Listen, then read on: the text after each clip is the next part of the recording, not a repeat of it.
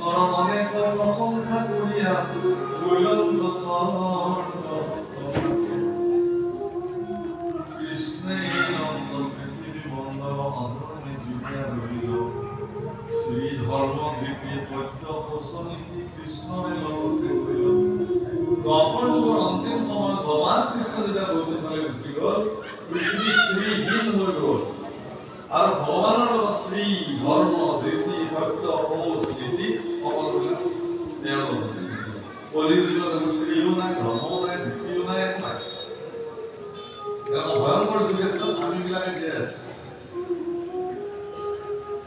আর পৃথিবীর স্বধর্ম আচার সবাক খেদায় পাপি লইল সমরাজ পৃথিবীত শূন্য একো নাথাকিল একে হৰি নাম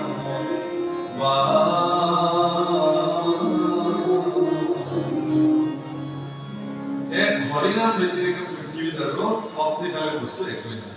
সেইকাৰণে কলিৰ যুগত আপুনি এগৰাকী পৰাক্ৰমী পুৰুষ হিচাপে যদি প্ৰতিষ্ঠিত হ'ব খোজে, কলিৰ যুগত জন্ম লৈ আপুনি যদি নিজকে সফল কাম কৰিব খোজে, মনুষ্য জন্মৰ যদি সাৰ্থকতা আনিব খোজে, তেতিয়াহ'লে আপুনি হৰিনাম ল'বই লাগিব।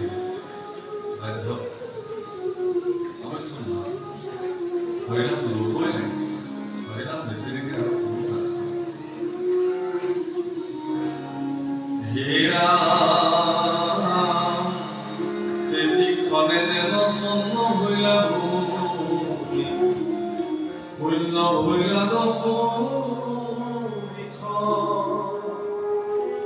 মহত্তৰ মহা মিলিল বিষাদ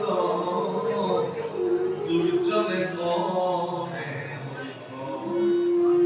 অন্ত মহন্তবোৰৰ কাৰণে দুখ হৈ গ'ল আৰু দুৰ্জন বিলাকৰ কাৰণে কোনো আনন্দৰ দিন নাই। ঈশ্বৰ ভালে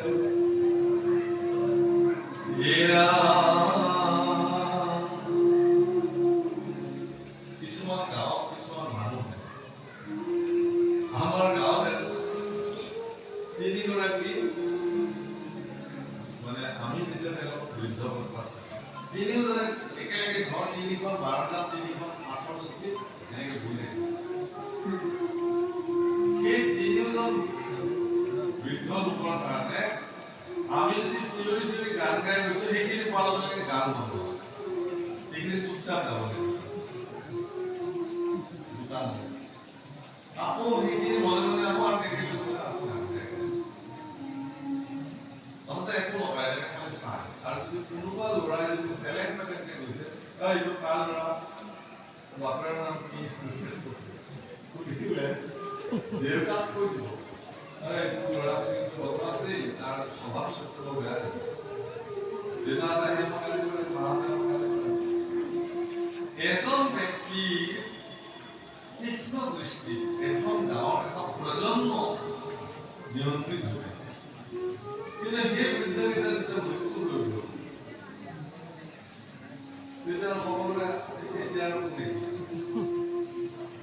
সমগ্ৰ পৃথিৱীত ভগৱান কৃষ্ণৰ যে সামৰ্থ্যৰে পৃথিৱীক নিয়ন্ত্ৰিত কৰি ৰাখিলে, ঈশ্বৰ প্ৰভুৱে যেতিয়া পৃথিৱী গুচি গ'ল, সশৰীৰে পৃথিৱীত আছে দুৰ্জন বিলাকৰ সাম্ৰাজ্য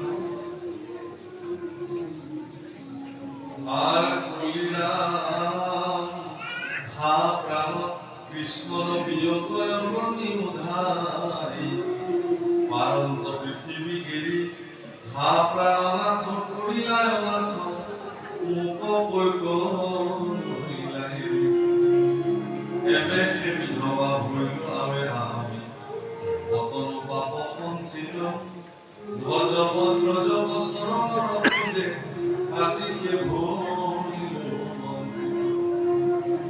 তোমাৰ ৰাতু চৰণৰ ৰঙা চৰণৰ যি ধ্বজ বজ্ৰ পদ্ম অংকুৰ দেৱ পঞ্চচিহ্ন প্ৰদীপ যি চৰণৰ চিহ্ন পৃথিৱীত পৰিছিল, তাৰ পৰা পৃথিৱী সধবা হৈ যাব বুলি গণ্য কৰিছিল।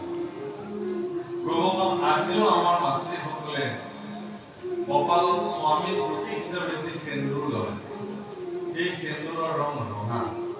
আচলতে সেই সেন্দুৰ ভগৱন্ত পুৰুষৰ ৰাতুল চৰণৰ পদধূলি, সেইকাৰণে ৰঙা। আমাৰ আই